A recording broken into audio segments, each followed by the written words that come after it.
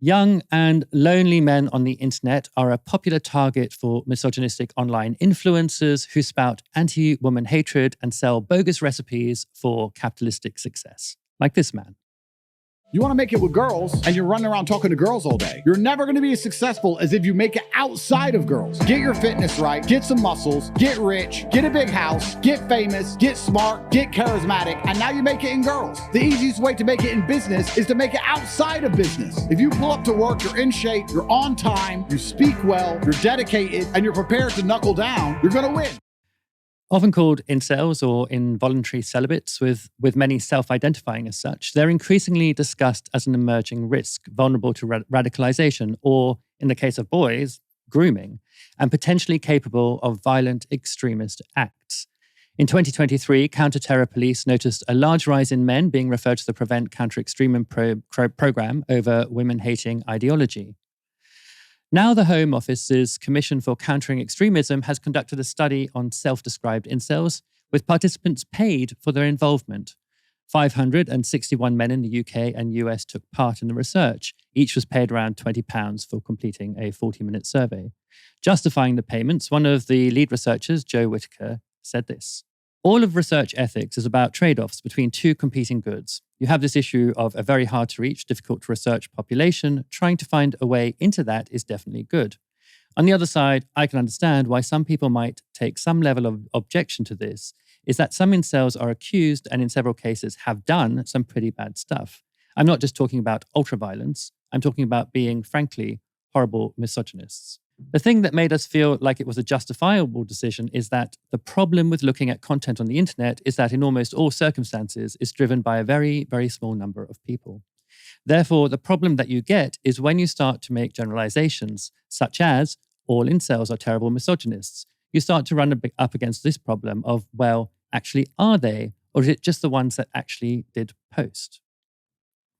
So who were the respondents? Well, they were recruited through social media posts and chat forums and were mostly in their mid-20s, heterosexual, childless, and chose involuntarily celibate as their relationship status.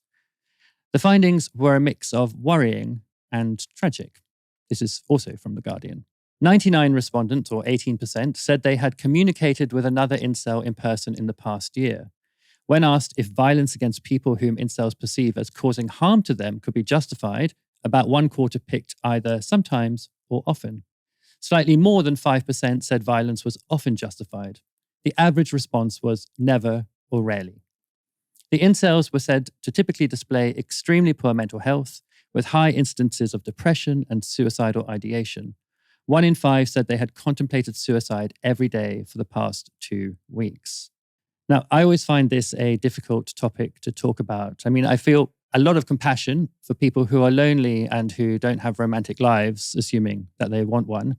And I genuinely think of that as a real deprivation for most human beings, whatever their gender.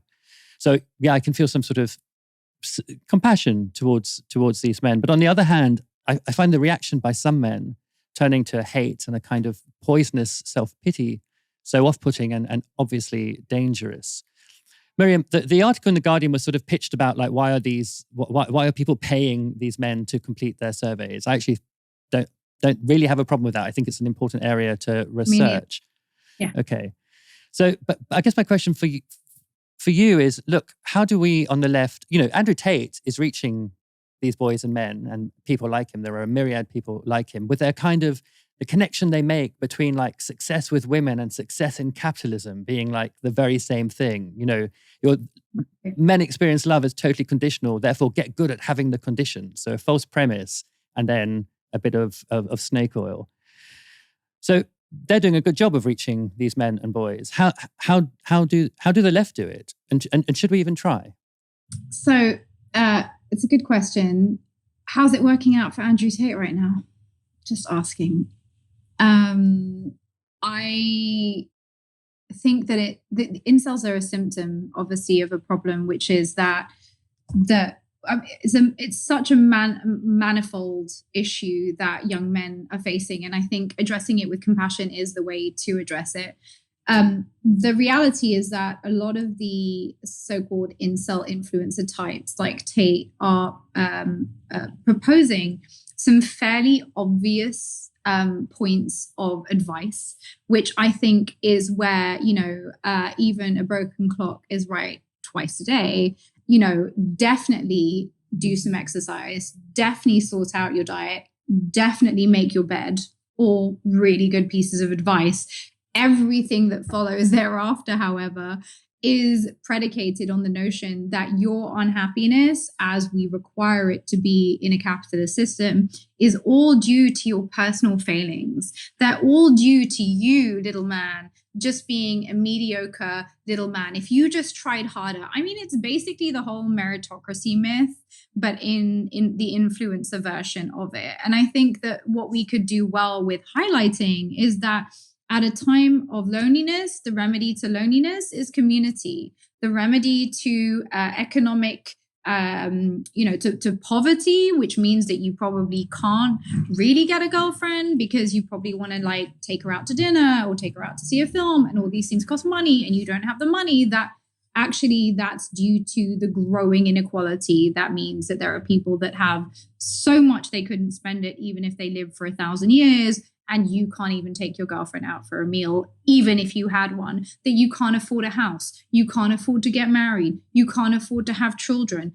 Who is responsible for all of these things? I understand that an easy way to look at it is that, feminism has encouraged women to hold men to higher standards. And I can understand that just like white people struggle to be held to account by people of color because we have been so used to inequality for so long that equality can look like inequality to us. I think there's a similar thing happening with young men where it's like when you demand as a woman something very equitable, that can feel to them like a form of oppression. I think that's, our generation's burden to bear.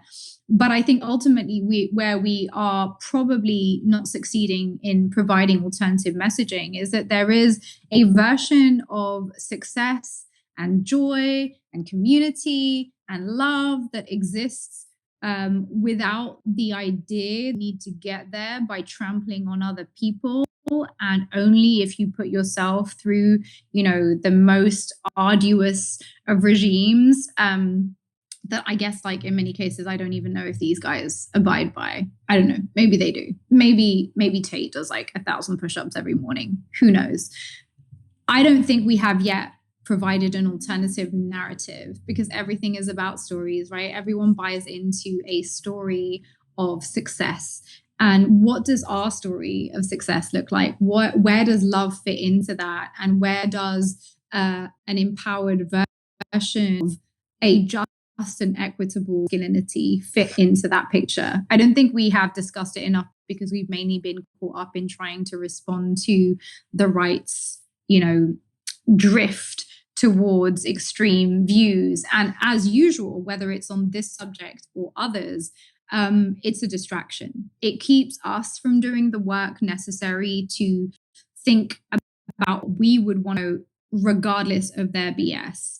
And so I think we just probably need to spend less time trying to counter people like Tate, who's now in a jail somewhere in Romania, maybe, and more time focusing on some of the beautiful badass men that we have who are actually doing the work and being exceptional, and maybe promoting them a little bit more and showing what that version of masculinity looks like.